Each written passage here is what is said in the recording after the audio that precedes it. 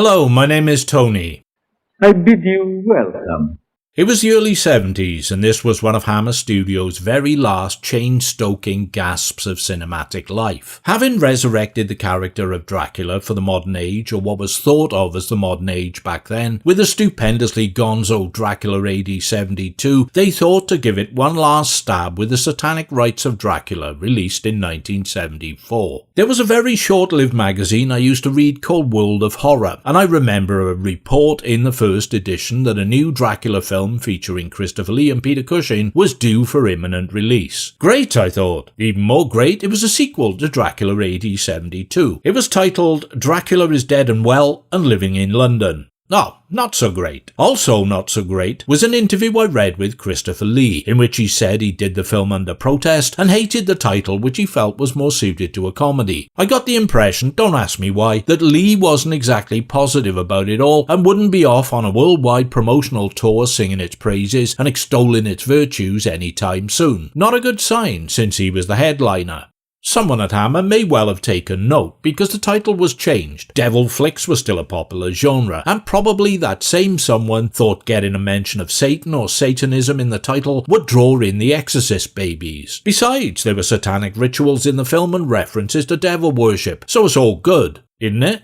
Well, yes and no. There was the stellar draw of Cushing and Lee working together again, Van Helsing and Dracula respectively, instantly appealing. Alan Gibson, the same director as AD 72, and a screenplay by Don Houghton, who scripted the earlier film. Plus Michael Coles, who played the Scotland Yard Detective Inspector Murray, would be making a reappearance. John Kakavas, who composed the score for TV's Kojak, was on board to deliver musical accompaniment. Cinematographer Brian Probyn, who lensed Ken Loach's Poor Cow, Terrence Malick's Badlands, the Robert Redford vehicle Downhill Racer, and Stanley Baker's spy thriller Innocent Bystanders, was in charge of the visuals. If it was going to be as riotously camp and off the wall as the first film and just as much wacky trashy fun, it was going to be a surefire winner. And was it? Ah, well.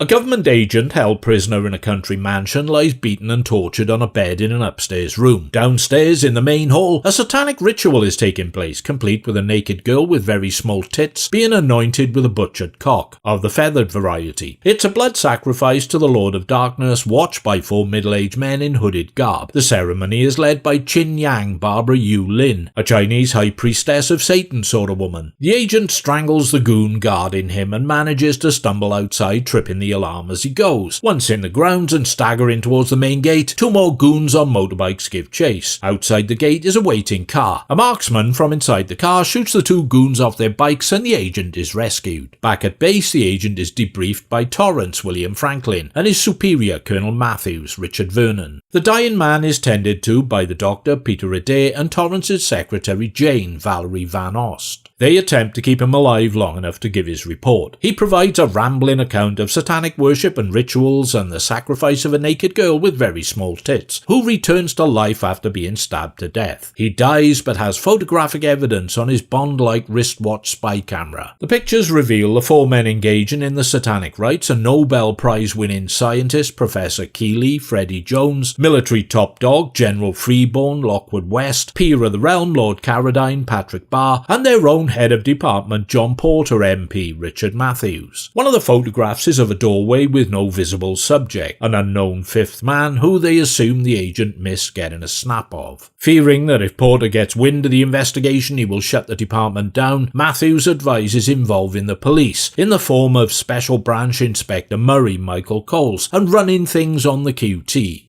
Murray comes on board and, remembering the events of Dracula AD 72, and let's face it, how could you forget them, suggests involving occult expert Professor Lorimer Van Helsing, Peter Cushing. Visiting Van Helsing at his home, the prof immediately suspects vampirism is afoot, especially when he realises that his old university chum Keeley is involved and that the manor house is owned by a businessman called D.D. Denham. Denham's offices just happen to be built on the site of the old desanctified church of St. Bartolph's, where Van Helsing fought and dispatched Count Dracula Christopher Lee 2 years previously. The prof's granddaughter Jessica serves the men tea. Wait a minute though, she looks different. She's taller, wears a ginger wig, and she's got small tits. Ah, that's because she's played by future national treasure Joanna Lumley, and not the more fulsome Stephanie Beecham. Bummer. Asked by Matthews how one might destroy such a creature, Van Helsing runs down the list of methods. You know, crosses, stakes, running water, silver, and thorns from the hawthorn tree. What?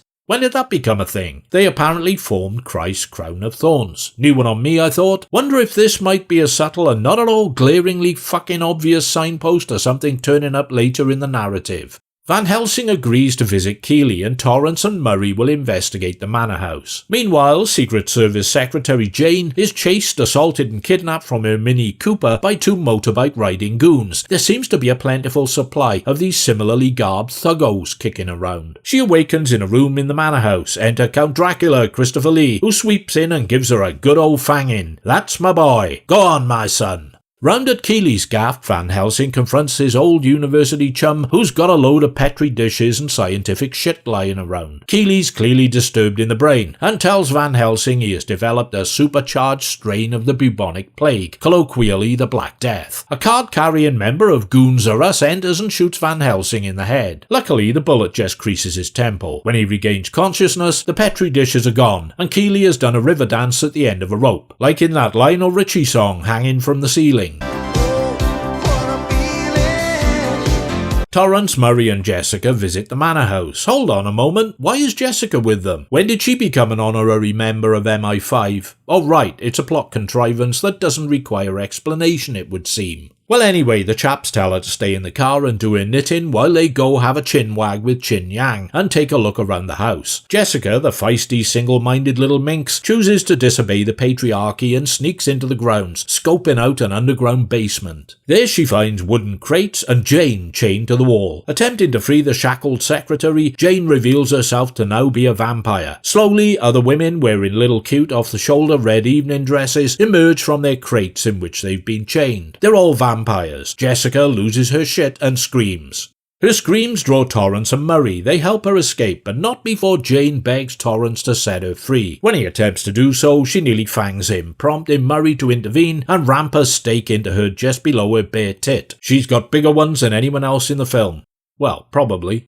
Cue more motorcycle riding goons, but the trio manage to evade them. The next day, Torrance, Murray, Matthews and Jessica skulk around the countryside, keeping the manor house under surveillance. Torrance leaves Jessica and Murray on a hill with some binoculars, whilst he returns to the car, where Matthews is waiting. He finds Matthews dead, shot in the head. A skilled operative, well-versed in evasive manoeuvres, Torrance takes cover by standing in full view of any would-be sniper. Things morph into slow-mo Peckinpah mode, whilst he is riddled with bullets and killed. The sniper turns his attention on Murray and Jessica, who run around the fields and woodland dodging bullets. Making it back to the car, they are confronted by two goons and Murray is knocked unconscious. Convinced that Dracula was the fifth man who didn't show up on the photo and that he's literally back in business, Van Helsing pays a visit to the Denham office building. He confronts the man purporting to be Denham, who stays concealed in shadow throughout their conversation. Establishing that he is Dracula, Van Helsing prepares to blast him with a silver bullet, fired by the smallest pistol I've ever seen, outside of a box of Action Man accessories. Dracula's minions intervene and subdue Van Helsing before he can shoot. Drac doesn't want him killed though. He has another more sinister revenge plan in mind. Murray comes round, for a change, in the vampire basement and is approached by Chin Yang, who reveals herself as a vampire and tries to put the bite on him. He grapples her and wraps her up in a fishing net which appears from somewhere and gropes around until he finds a handy wooden stake and hammer that just happen to be lying in reach. The vampires in red dresses emerge from their resting places, like in that Christy Berg song, Looney in Red. Never seen you looking so lovely as you did tonight.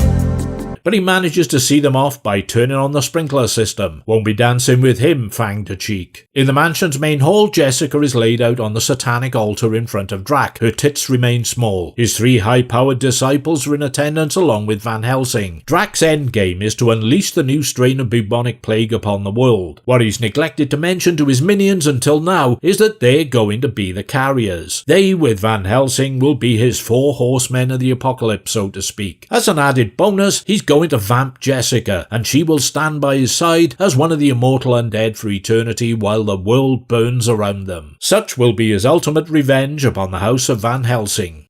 Two things though, if I may. 1. Van Helsing calls into question the expediency of Dracula's approach. If the world dies, so does his food supply. He offers some free philosophical psychoanalysis of the vampire count. Yes, I said count. Theorizing that deep down what he's seeking is his own destruction and eternal peace, but wants to take the whole planet down with him in a final act of defiance and cataclysmic horror. Yeah, right. Okay, nice one, Sigmund. Something I picked up on, in a more grounded sense, the plague wouldn't spread, so wouldn't kill anyone, just the 4 carriers. Why's that? Well, in this scenario, it's not airborne, but transmitted through touch, physical contact. As it's so virulent, on exposure, the flesh of the host starts to decay immediately, and they die in minutes. They're in the middle of fucking nowhere, so who are they gonna fucking run around touching? Just a small point, like the tits in this film. And 2. Drax's 3 acolytes thought the virus was to be used only as a threat, some sort of deterrent. Now, considering they're affiliated to the evilest, most nefarious creature on the planet, that wasn't very forward-thinking of them. They're none too happy to find they're expected to be infected with it. That wasn't what they signed up for. Just all the good stuff that goes along with Satanism. The debauchery, decadence, depravity, naked girls with small tits, that shit. Drax circumnavigates their misgivings by exerting his hypnotic control over Porter, who just so happens to be holding the glass vial containing the plague virus. He makes him crush it in his hand, and instantly he starts gurgling, spasming and rotting away. Murray has left the basement where the female vamps are dissolving nicely and is engaged in a punch-up with a goon in the control room upstairs. The goon is wielding a metal baton, which he stupidly plunges into some electronic equipment, electrocuting himself and starting an electrical fire. As Murray legs it, the control room explodes, raining flames into the main hall below. Everything catches fire.